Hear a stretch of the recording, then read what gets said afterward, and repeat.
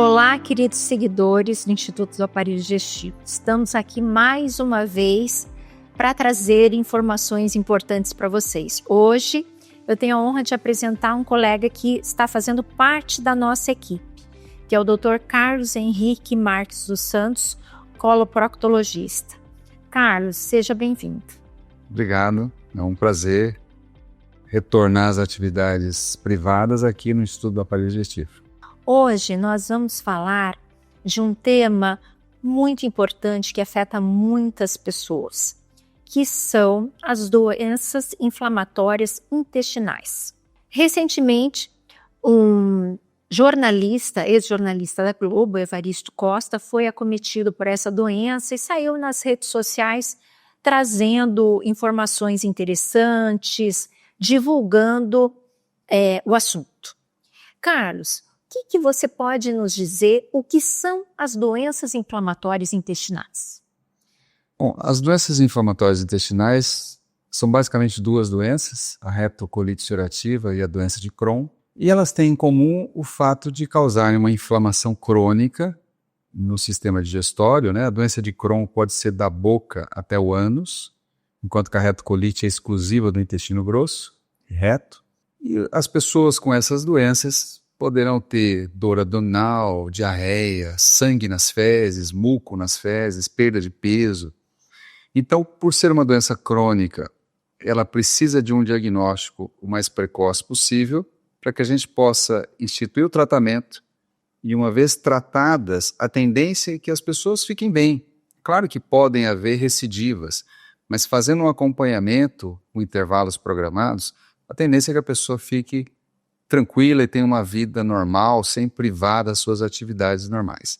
Você citou o Evaristo, como ele fala abertamente nas redes sociais dele, nós podemos falar também. Eu acho que é uma contribuição muito grande que ele dá, né? Uma pessoa conhecida, quando vem a público dizer que tem determinada doença, isso, em primeiro lugar, ajuda as pessoas que também têm a doença a talvez aceitar isso de maneira mais leve, né? Porque não é algo exclusivo dela. Outras pessoas também têm, compartilham os problemas e compartilham também as alternativas de tratamento. Quais as causas das doenças inflamatórias intestinais? Essas que você citou, retocolite ulcerativa e doença de Crohn. Então, o que nós sabemos com certeza é que há um fator genético. Então, se num casal que terá um filho ou mais filhos, o marido ou a esposa tem uma doença imunomediada, pode ser a própria doença de Crohn, retocolite, mas também podem ser outras doenças inflamatórias de articulações ou às vezes doenças crônicas da pele, como psoríase. Então há uma tendência de transmitir geneticamente a possibilidade dos filhos apresentarem a doença. Além do fator genético, porque algumas pessoas tendo a genética talvez não manifestem nunca a doença e outras vão manifestar. A gente coloca como um grande fator são hábitos de vida. Então, o estilo de alimentação, uso de produtos como o cigarro, por exemplo, o tabagismo de maneira geral é um grande contribuinte para o surgimento dessas doenças. Então, é possível que esses fatores ambientais, junto com a genética, façam com que a doença se manifeste. E, pormenorizando um pouquinho sobre essas doenças, quais as diferenças entre a retocolite e a doença de Crohn? Bom, a retocolite, como o próprio nome diz, ela é exclusiva do reto. Aliás, ela começa no reto, podendo atingir as áreas mais acima do intestino grosso e vão causar, então, dor, diarreia, sangue nas fezes como principais manifestações. As duas doenças podem ter uma forma leve, moderada ou grave. Mas a retocolite, eu diria que é uma doença que a gente consegue controlar mais facilmente. A gente tem mais opções de medicamentos hoje muito seguros e que controlam a doença e a pessoa segue a sua vida sem grandes problemas.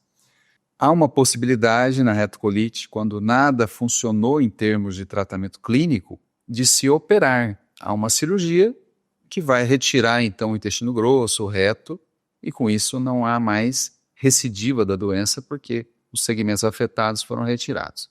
Já a doença de Crohn, ela costuma ser mais desafiadora, porque como ela compromete desde a boca até o ânus, uma vez controlada a doença, digamos, no intestino delgado, ela pode retornar num outro segmento.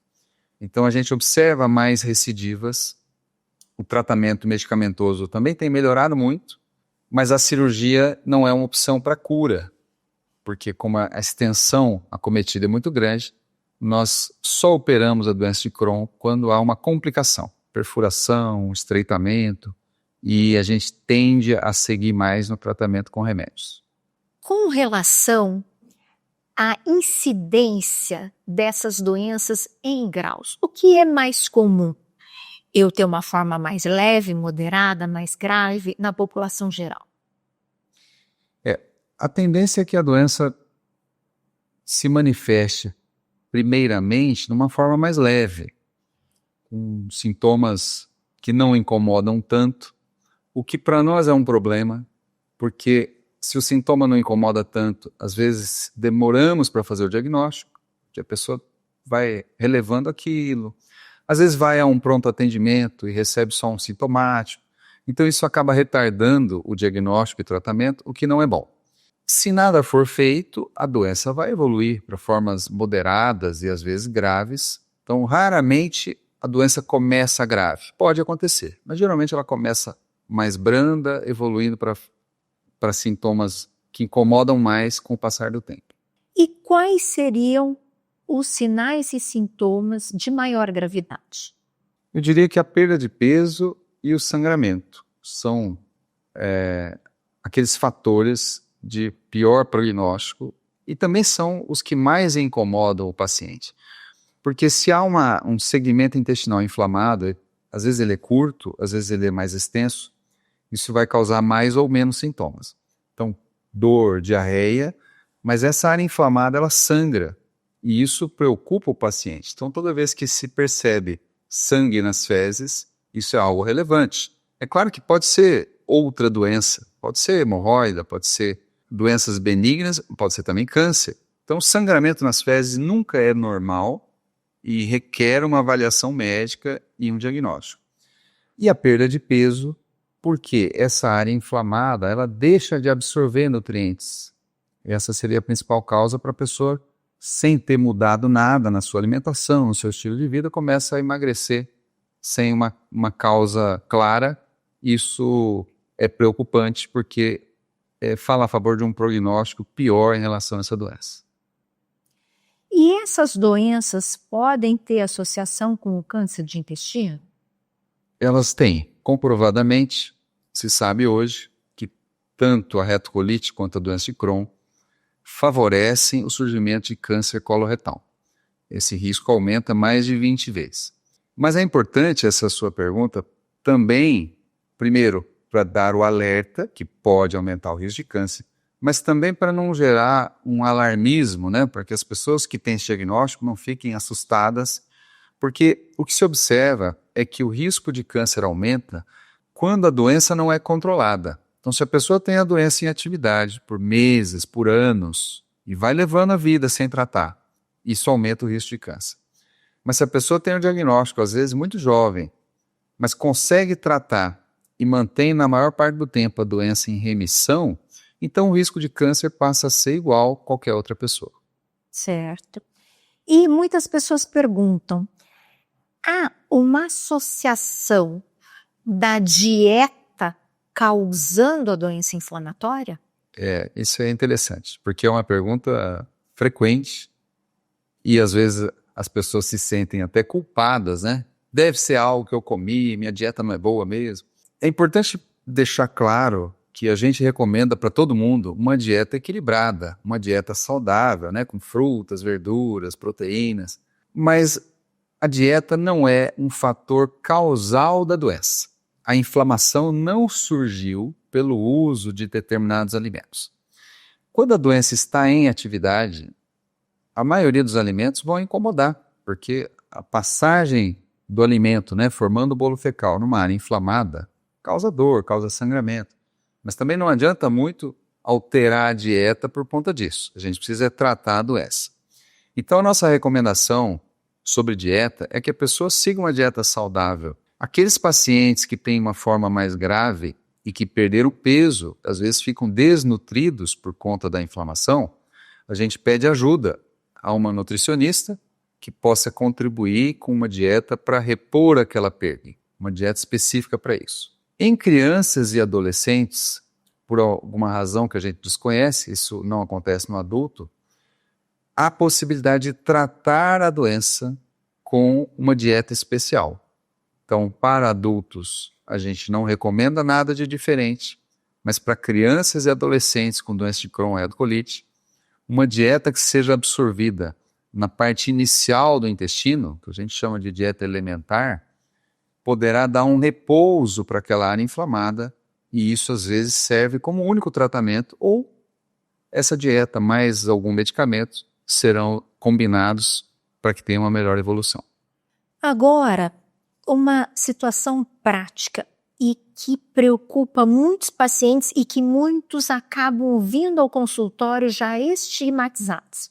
Acontece, não é incomum, a gente observar em colonoscopias alguma área inflamada, não característica. Por exemplo, uma ileite erosiva. E não raro pacientes sem queixas vêm para um exame de prevenção, acham essa lesão e vêm depois ao consultório, às vezes já estigmatizados como doença inflamatória.